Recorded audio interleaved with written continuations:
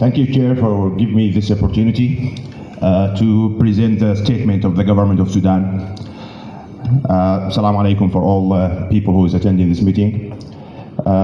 Chair of the RDMIC, all honorable members of the RDMIC, observers, all protocol observed. At the outset, I would like to thank all the parties of the revitalized peace agreement for their efforts to maintain their country, to remain calm, and for their commitment to preserve the ceasefire for more than 6 years. I would like also to commend the parties of the efforts they have exerted to implement the revitalized peace agreement, though they haven't yet completed many of its parts. Also, I would like to thank all the members of the RDMIC and the stakeholders for their dedication to help the government and the people of South Sudan to implement the agreement in word and spirit, and to help them in their path to build their country. The government of Sudan is completely aware the circumstances surrounding the peace process in South Sudan and all the challenges facing the part of the agreement to implement it. At the same time, we acknowledge the frustration among the people of South Sudan and the stakeholders due the lack of full implementation of the agreement, which led to another extension of the transitional government. We share the same concern with regard to the delay in the implementation, and we have been always calling on the parties to speed the implementation of the agreement in general, and specifically related to the election process and its deployment of the necessary unified forces, permanent constitutions, and census.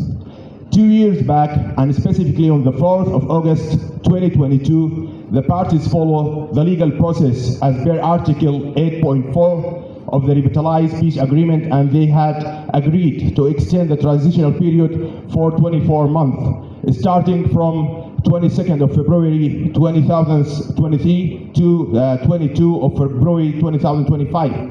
We supported that decision after we have seen the roadmap prepared by the parties, and we strongly encouraged at that time the transitional government to fully implement the goals stipulated in the roadmap. Now we are facing almost the same circumstances we faced 2 years back from now, and the parties of the agreement signed another document to extend the transitional government for another 24 months. This decision might be shocking and disappointing for many of you, but we are in the government of Sudan and understand fully the internal challenges facing the government of South Sudan through the past 2 years. And in addition to this, we also consider the negative consequences of the war erupted in Sudan in April 2023, where we can see the severe impact on the economy of South Sudan and lack of funds due to the loss of their oil revenues from more than 100,000 barrels per day.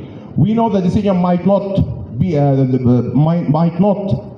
the decision you wanted to see or to support, but we believe it's the best one among other worst decision you could imagine. This peace agreement belongs to the government and the people of South Sudan, and whatever consequence occurred due to this decision, they should be the first to be asked or commended. We, the regional and international partners, should remain supportive to the current transitional government by all means, and we should give them another chance to prove themselves right. We should continue our support for peace process in South Sudan bilaterally and through regional and international organizations, and we should continue our interaction and engagement to help the people of South Sudan in achieving their dreams of a stable and prosperous country. Saying the above, the government of Sudan, as one of the grantors of the revitalized peace agreement, hereby acknowledge the decision to extend the transitional government of the Republic of South Sudan for 24 months until February 2027 at the will of the parties of the revitalized peace agreement, and we welcome it. Thank you.